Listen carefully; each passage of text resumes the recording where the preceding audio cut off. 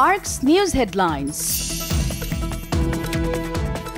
ঈদ সামনে রেখে শিল্পাঞ্চল আশুলিয়ার পাইকারি আড়তগুলোতে সবজির দামে স্বস্তি, তবে অন্যান্য নিত্যপণ্য মাছ, মাংস, সয়াবিন তেল সহ মশলা জাতীয় পণ্যের দাম ঊর্ধ্বমুখী।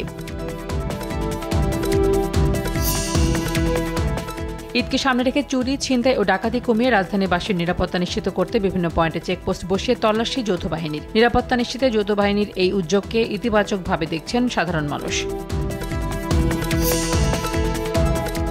বিএনপি ভারপ্রাপ্ত চেয়ারম্যান তারেক রহমান বলেছেন, সরকারের এমন কোনো পদক্ষেপ নেওয়া উচিত হবে না যাতে পলাতক ফ্যাসিবাদ পুনর্বাসনের সুযোগ পায়। বিএনপি মহাসচিব মির্জা ফখরুল বলেছেন, আবেগ দিয়ে সমস্যার সমাধান নয়।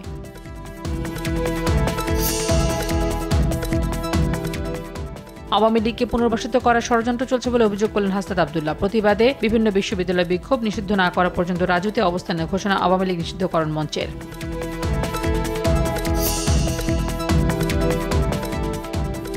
নির্বাচন বা রাজনৈতিক বিষয়ে সেনাবাহিনীর মতামত দেওয়ার এখতিয়ার নেই জানিয়েছেন নাহিদ ইসলাম। আওয়ামী লীগকে ফেরানোর যেকোনো চেষ্টা প্রতিহত করবে এনসিপি বলেও জানান তিনি।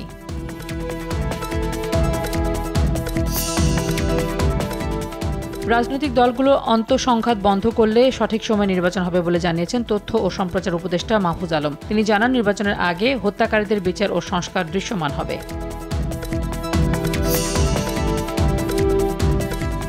প্রায় 18 ঘণ্টা বন্ধ থাকার পর সাময়িকভাবে চালু হয়েছে যুক্তরাজ্যের হিথ্রো বিমানবন্দর। এতে বিশ্বজুড়ে উড়োজাহাজ চলাচলের সময়সূচি ব্যাপকভাবে ব্যাহত হয়। শনিবার থেকেই পুরোদমে শুরু হবে বিমান চলাচল।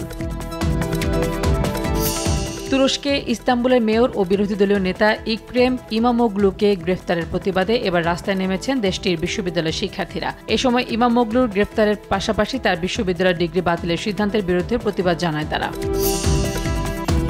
ফিলিস্তিনের গাজায় একমাত্র ক্যান্সার হাসপাতাল ধ্বংস করেছে ইসরায়েল। এদিকে ঘটনাটিকে জঘন্যতম অপরাধ বলে মন্তব্য করেছে গাজা স্বাস্থ্য মন্ত্রণালয়। ইসরায়েলি হামলায় অঞ্চলটিতে মোট নিহতের সংখ্যা ৪৯,৬১৭ জন।